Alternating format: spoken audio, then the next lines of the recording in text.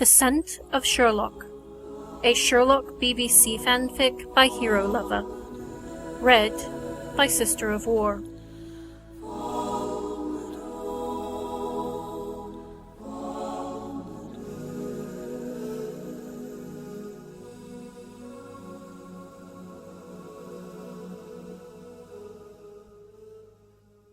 Sherlock was as fascinating as he was frustrating, John learned during their first meeting. That observation hadn't changed in the months since they had lived together. "Ask," Sherlock had said, not looking up from his latest experiment. John didn't want to know what the goop was. Some things were safer not knowing. "Ask what?" John asked, trying to pretend innocence, despite being so lost in thought that he'd been caught staring. "Whatever has had your brain buzzing for months now. You're not nearly as covert in your observation as you think. It's annoying. Now ask." Sherlock turned and locked John with a challenging look. Well, damn. John hadn't thought he'd been that bad, but he shook his head in denial. "It's not proper." Sherlock laughed at that. "If you cared about being proper, you would have told me to piss off when you met me." John drew in a deep breath, taking in the scent of Sherlock that permeated the apartment. He'd been fascinated by Sherlock's scent before he'd ever seen the man, having made part of him stand up and beg, his metaphorical tail wagging in excitement. If he'd had the ability to shift, he would have done so right there in the hall outside the lab that day. As it was, he'd had to force the shadows away from him as he'd instinctively pulled them to him.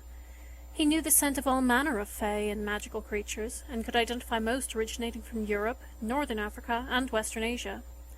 However, in Sherlock, John had found a puzzle, a mystery that he needed to unravel, that drew him in and called to him. If someone's heritage wasn't obvious, it was considered very rude to ask, and Sherlock was anything but obvious. There was a hint of fae, similar to his brother Mycroft, but there was something else which made no sense, as they were clearly brothers from the same parents.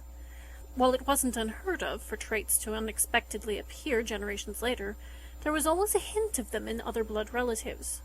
Whatever Sherlock was, Mycroft did not share in the slightest. The only thing that was even remotely similar were the bloody parries that had plagued everyone in Afghanistan. They were indiscriminate killers drawn to war zones. However, given that Sherlock's actions, while often cruel, were not driven by malice, and he showed neither a lack of self-esteem nor an affinity for fire or air, John didn't even consider the possibility for more than a moment. But here was Sherlock giving him permission to ask. "What are you?" John finally blurted. "Oh, of all the things to get under your skin, it's that? How trite." Suddenly clapping his hands in mock glee, Sherlock stood and began pacing the length of the sitting room. "You first." John's brow raised at that. Sherlock never had a problem breaking down everyone's lineage in a very public way, but surprisingly, he'd never brought the subject up of John's own heritage. "Your affinity for cleanliness and organization is more than your training as an army doctor. You have hob tendencies, likely brownie blood in your ancestry. But there is something else there, something that revels in the thrill of the chase, something wild but not wicked. I've been unable to decide what it is, though." Sherlock paused, clearly waiting for John to share. Of course, Sherlock would know him so well. "My maternal grandmother was a brownie, and my paternal great-grandfather was a puka." "Ah, naturally. Such free spirits they are, reveling in the freedom of the run, calling to the shadows. Can you shift? Can I see?" Sherlock asked, suddenly very much like a child with a new toy. John shook his head. "No, I'm not so lucky. Harry can, but it frightens her so she tries to deny the ability. Doesn't work out so well, thus the drinking. My aptitude lies with the shadows, though I can summon some pretty wicked fangs. Scared myself shitless the first time it happened."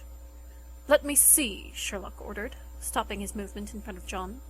Rolling his eyes, John rose and complied. He grinned, a smile full of fangs. Sherlock moved forward and crouched down before him. "Open."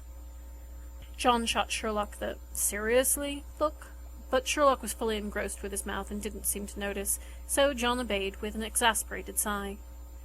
Sherlock's hand moved forward, and John's mouth snapped shut so fast that Sherlock was lucky he didn't lose a finger. Leaning back and tight-lipped, John shook his head and said, "Your fingers aren't coming near my mouth until you've sanitized them." Sherlock looked forlorn and ready to protest, but John was resolute and glared at Sherlock until he turned and went to the kitchen sink to clean up. Grabbing a dish towel to dry his hands, Sherlock returned to John's side and took a seat on the couch, looking up at him expectantly. Again rolling his eyes, John sat down next to him and opened his mouth. Sherlock's fingers were suddenly there, poking at his teeth. He began a running commentary of his finds, but John was only able to pick up bits and pieces. 20, top, no incisors, grinding. Sherlock suddenly hit something sensitive, and John couldn't help the instinctive need to bite down. His teeth sank into Sherlock's flesh with sickening ease, and the taste of blood hit his taste buds. John moved without conscious thought, opening his mouth and wrapping his hand tightly around Sherlock's wrist, dragging him to the sink to rinse off the blood and see how bad the damage was. John swore at himself for being so dumb. He knew how sharp his teeth were, he just hadn't realized they were so sensitive. After several moments under the water, John turned it off and examined the damage. He blinked in confusion and probed the flesh, watching the slow trickle of blood. Given the size and depth of the wounds, there should have been much more blood. Glancing up at Sherlock, John noted that he was looking anywhere but at John. Returning his attention to the wound, he decided that no stitches were needed and grabbed the first aid kit from beneath the sink. Covering the wound with salve, John carefully wrapped Sherlock's fingers with bandages. Sherlock was oddly silent until John finished, and spoke suddenly. "Amelenaf deonselig," Sherlock said, with no inflection, as though it didn't mean a thing, but his eyes were locked on John and missed nothing.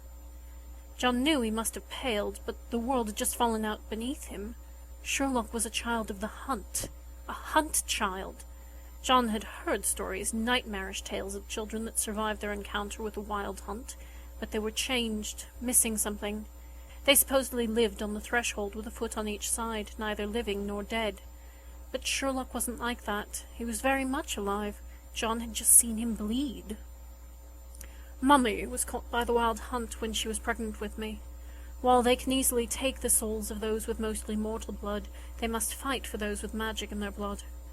My mother's family comes from a family that's interbred with many fae over the generations, and received extensive training, so she was able to protect herself. However, I was but a babe in her womb with no protection of my own. By the time she realized that the Slaugh had turned their attention to me, it was too late. She fought and saved me, but—" Sherlock trailed off, and John had never seen him look so scared, unsure, as though the fate of the world depended on what John said next. "They mocked you, left a piece of themselves behind. That's why you rarely sleep or eat." John closed the space between them, wrapping his arms around Sherlock's still frame. "It's why you can't empathize, why you have difficulties with feelings." Under John's hands, Sherlock tensed further. "I feel," Sherlock protested loudly. "I said you have difficulties, not that you didn't." "It's all or nothing for you, isn't it?" John asked, rubbing soothing hands up and down Sherlock's back, relieved when the muscles slowly started to relax beneath his ministrations. "Yes," Sherlock all but breathed. "Family secret? You've never told anyone, have you?" "Never. Mummy will be cross, and Mycroft will threaten you again. Not that it will do any good, of course. How did you know that I was different? What gave it away? Most people assume I have a mimic in my lineage," Sherlock asked, clearly needing to understand. "You smell," John said, drawing in a deep breath, flooding his senses. "And you did not tell me that you had enhanced senses. You're obviously not the first person that's smelt me. There has to be more to it." "You smell good," John said, trying to explain as he dropped his nose to nuzzle at Sherlock's neck. "Oh," Sherlock said softly.